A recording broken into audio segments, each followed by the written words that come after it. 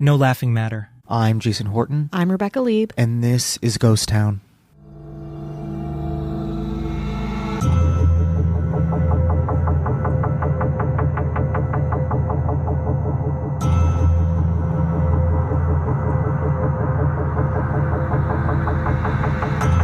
For 40 years, the Just for Laughs Comedy Fest in Montreal was the defining comedy fest, making the careers of some of the biggest comedy powerhouses of our time. A kind of incubator for the next wave of comedians, the significance of being included in the fest would make or break a comic's career. And literally every comedian you know, I'm not being hyperbolic, has gone through Montreal to play its stage. But for such a successful comedy institution, JFL was fraught with mismanagement and controversy. For example, losing hundreds of thousands of dollars to a Nigerian prince-like fraud scheme. No, this isn't a profile of your parents' AOL account. Today on Ghost Town, the history and downfall of the Just for Laughs Comedy Festival. Launched in 1983, Just for Laughs, or what it was known for in French, Juste pour rire, from the Groupe Juste pour rire and founder Gilbert Rozon, was a hyper-local comedy showcase on the Saint-Denis Street in Montreal. The festival advertised 4 outdoor shows over the course of 2 nights, all in French. At this point, it was still a grassroots festival made for and by Montreal residents. That is, until 1985. In 1985, Juste pour rire launched an English component, called, of course, Just for Laughs. Among the performers in the English portion of the fest were Jay Leno, Kevin Nealon, and Yakov Smirnoff. In 1986, comedian Andrea Martin hosted a series of showcases featuring Louis Anderson and Paula Poundstone. And from there, the festival increased to a full month, with French-speaking performers during the first half and English speakers in the second half. In 1987, David Steinberg hosted JFL. Performers included Stephen Wright, Rowan Atkinson, and a Scottish comic who called himself Bing Hitler, better known as Craig Ferguson. Unknown 19-year-old stand-up Chris Rock also wowed audiences, a mere 3 years before he joined the cast on Saturday Night Live. In 1988, John Candy hosted, and in 1989, an up-and-coming comic named Jerry Seinfeld made his JFL debut. In 1990, Bob Newhart hosted the Showtime Gala. The Grand Marshal kind of host gigs were called galas, featuring a performance from another up-and-comer named Tim Allen. Also appearing at this festival was Bill Hicks and Jim Carrey. 1991 saw Mary Tyler Moore, Bobcat Goldthwait, and Milton Berle hosting galas at the expanding festivals. Noteworthy at these were Roseanne Barr and Tom Arnold singing on a variety show on closing night. In 1992, Lily Tomlin, Ben Elton, Alan King, and Penn and Teller hosted galas, including the talents of unknown performers Dave Chappelle, Ray Romano, Jon Stewart, Adam Sandler, and Drew Carey.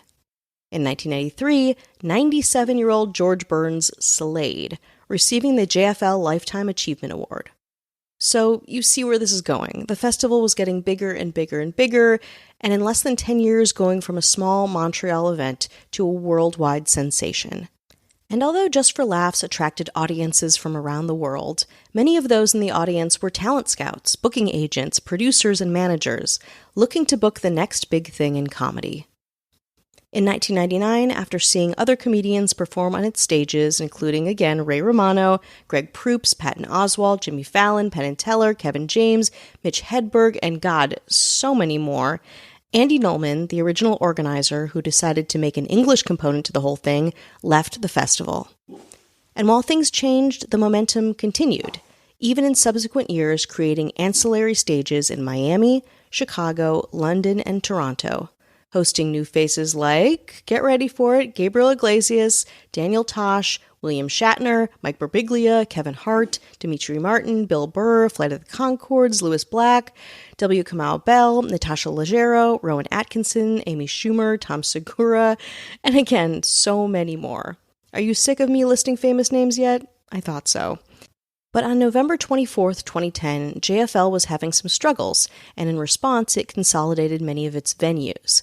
In 2011, it announced that the festival in the Saint-Denis Theater would be recycled due to budget cuts. I'm actually not sure what that means, but a recycling doesn't sound good. But those 2 years, you had people like, wait for it, Louis Black, Colin Jost, Steve Martin, Gerard Carmichael, Rebel Wilson, and Ali Wong. So, still huge. Things kept on, and in 2017, JFL celebrated its 35th anniversary, receiving the Icon Award at the Canadian Screen Awards, presented by Dave Chappelle. But that same year, on October 18th, 2017, Festival president and founder Gilbert Rozon resigned from his position following allegations of sexual misconduct. Rozon later announced that he would sell the festival. On March 21st, 2018, Just for Laughs Group was sold to an unlikely two buyers, U.S.-based talent agency ICM Partners and Ontario comedian Howie Mandel. In their purchase announcement, it was stated that Just for Laughs would remain based in Montreal and that there would be no changes in its management or operations. It was also stated that the partnership was seeking other local partners. In the wake of the Rozon scandal, Quebecor, a competing company of Just for Laughs Group, subsequently announced that it would become a, quote, founding partner of Le Grand Montreal Comedy Fest, an event established as an alternative to the now tainted JFL. That being said, Le Grand Montreal Comedy Fest only lasted 2 years after, JFL limping along, still outlasting it. On June 7, 2018, Just for Laughs confirmed that conglomerates Bell Media and Group CH had acquired stakes in the festival, and it went on for 2 years until, you guessed it, COVID hit. On April 3, 2020, it was announced that the 2020 edition of Just for Laughs would be postponed until the fall. However, on July 21, 2020, organizers reversed their decision and canceled the event altogether. But they wanted to do something, so they ran a series of virtual performances online for 2 days, on October 9th and 10th, 2020. The festival was back on for 2021, 2022, and 2023's 40th anniversary of the fest. Seemingly, it had bounced back, ready for the next 40 years. But JFL would abruptly shut down before its 41st year, its festering financial and political problems soon coming to a scandalous head. More after the break. Hi, hello, how are you doing? Hey, how's it going out there? Oh, good. Yeah, it's going good. That sounds good. All right, we're doing well. We're doing well. Do we sound good? I don't know if we sound a little bit weird. We are currently in my car. Yes. We're on the run. You know where we are? Normally we're in one spot. Now we're in one different spot once. We're in my car in a parking lot at the, what is it, the Academy of... The Academy of TV... And something? No, I think this is the TV Academy. It's the Saban... Saban TV. Yeah. Beautiful North Hollywood. Mm-hmm. We were at a FYC event for John Mulaney's Everybody's in LA. Everyone's in LA. Yeah. And you watch it, and then you eat free food, and you think, you guys only care about the free food. Huh. Yep, That's right. That's right. It's all right. That's, literally hundreds of people in this place. That's correct. Wanting to know what kind of grilled cheese will be outside. Yeah. Rebecca promised a buffet. It was not a buffet. To be fair, the last FYC I went to was for Hacks with my brother, and there was a prime rib buffet. So I was like really over-promising Jason stuff, and when we got outside, it was just like a bunch of sliders. And the reason we're doing this like this is because I'm going out of town, and then when I get back into town, Rebecca's going out of town. I'm going out of town, baby. Yeah. So this is how we're doing it. This is it. And we don't stop. We do not stop. Not for anyone. Not for you. Certainly not for... It is for you, but Yeah. we don't stop for you. Yes. No. You can't stop us for doing this for you, even though you wish we We are would. relentlessly unasked to do these things. Yeah. And we are. People hate it, and they And we do. will keep it up. Yes. So, yeah. And you know what? Who would not lay down their life for their government? I would, every day. Every day, about to do it right now. Mm-hmm. Talking about those mayors. The mayors. They're always for my consideration. Ooh, They always are entered, and they always win. I don't know what is it, Emmys. This is Emmys. Emmys. Yep. Well, we got a couple of Emmy winners. Did you know that? There's a couple of Emmy winners. Ooh, I did not know that. Yeah, Tell me yeah. more. Somewhat obscure roles. Great. Somewhat obscure roles. I'll say that. A little bit obscure. Sorry, I think I had too many. I had too many sliders, and then I had a Rice Krispie treat. Like I had a gourmet Rice Krispie treat. I was like, whoa. are you sure you want that slider? And Jason's like, I'll eat what I want. Yeah, and then I was like, I regret it. All right, well, I'll tell you, in 1993, this mayor won an Emmy for her role as the kid in an episode of NYPD Blue. Ooh. Don't act like you don't know who it is. It's Kelly Meehan. Hello. In 1988, this mayor won an Emmy in her role as the caddy. Ooh. In an episode of Baywatch Nights. Ooh, yeah. There's a big golf scene that really threw It was sexy night golf. Sexy night golf. Mm-hmm. That's Casey Weber. Hello. In 2004, this mayor won an Emmy for his role as the CEO in an episode of Psych, the show Psych. Never saw it, but it's the show Psych. It is a show. It is a show. Uh-huh. That's Matthew Clemens LeRae. Hello. In 2009, this mayor won an Emmy for her role as the director in an episode of Entourage. Whoa. That's a good one. Classic. You open and close every conversation with that one. 2 seasons of the Standard Hotel. Yeah. Incredible. Well, that's Kat Joselle. Hello. This mayor won an Emmy in a 1995 episode of Friends as pet sitter. Nice. Which one had a pet? You have to go back to the episode of Friends to find out. That's Mercer Rothermel. Hello. This mayor won an Emmy in 1990 for her role in another cop show, which we've done an episode on, as Beat Cop in an episode of Cop Rock. Yeah, and she had to sing. Yep. So basically an EGOT. God, triple threats. That's Ashley Matson. Hello. And our governor. Ooh, yeah. You probably hear of our governor a lot when you hear speeches given and they want to thank the Academy. Mm-hmm. You think they're thanking more than one person? No. They're thanking one person and one person only. Even was the foreign press? They always think the foreign press. Yeah, no, fuck the foreign press. Yeah, no. The Academy. Making all these things happen, making people disappear. Making shows disappear. That's right. In and out. She'll make you and she'll fucking break you because this is Hollywood, baby. Yep.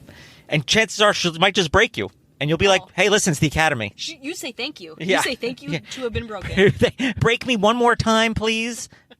Well, that would be our governor, Avian Noble. If you want no ads, no chit-chat, bonus episodes, just the good stuff, 7 days free, head on over to patreon.com/GhostTownPod. All right, you want to get back into some shady, seedy Hollywood business? Yeah, we wouldn't know anything about that, or would we?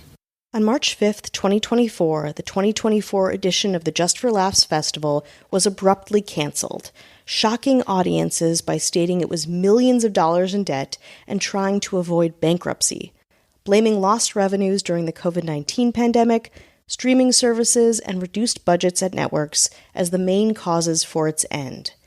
People were floored that such a cultural touchpoint had seemingly vanished overnight, despite the sexual abuse allegations from its former head. But turns out these millions of dollars in debt were just the tip of the iceberg.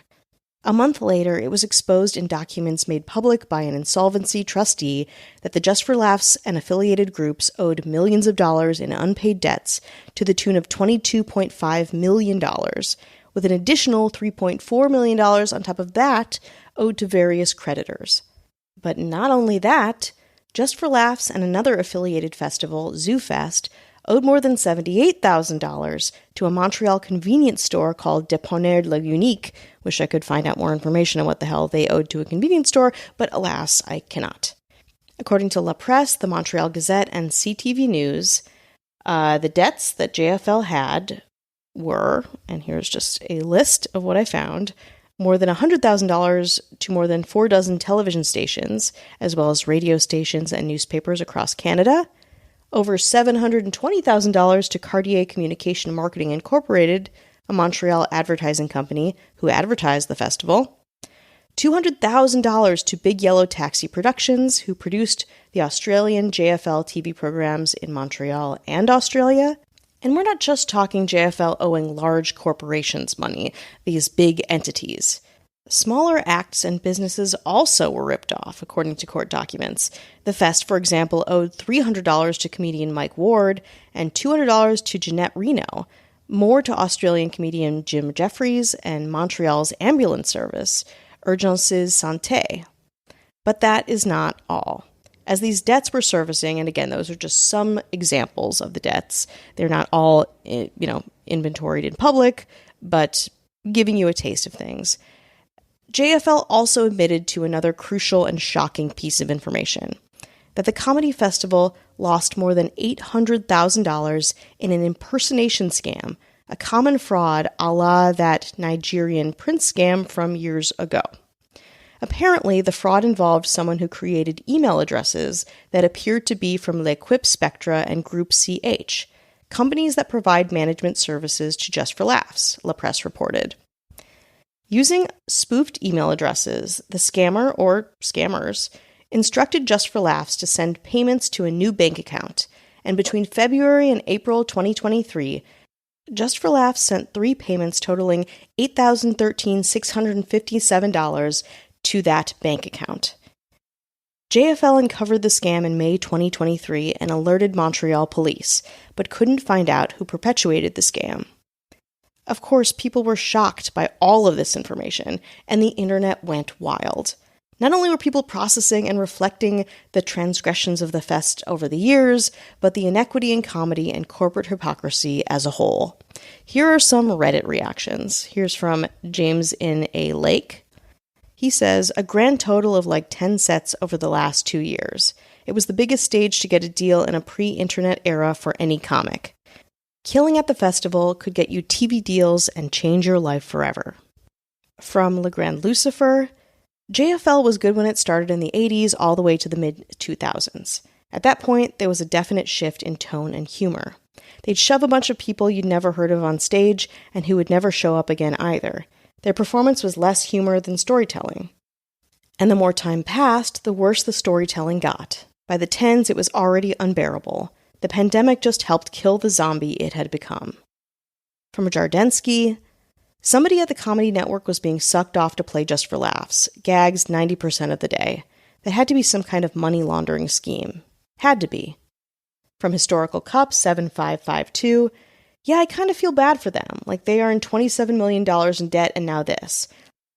Like this is a bit sad, especially to the world's famous comedy festival. But on the other hand, this is beyond hilarious. They literally fell for a literal Nigerian prince email scam, but with the company they work with. They are so gullible for an email scam of all things, literally the last thing I would hear relating to them. LMAO. From Mirror Attack, who's the one laughing now? And even a comic weighed in, from Dan Telfer of Threads. He says, on Reddit of course, at JFL Montreal 2011 they told me I was in a show being taped for Canadian TV. Then when I showed up at the venue they said I didn't have enough Canadian TV credits and they changed their minds. I would not be surprised if all their email was run by confused 100-year-olds. This all just goes to show that even the most established of companies and tastemakers aren't ironclad, and when it comes to comedy and business, best to ask questions, stay curious, and this probably goes without saying, but I will say it, never ever pay a weird, unverified email that you don't recognize thousands and thousands of dollars. Got it?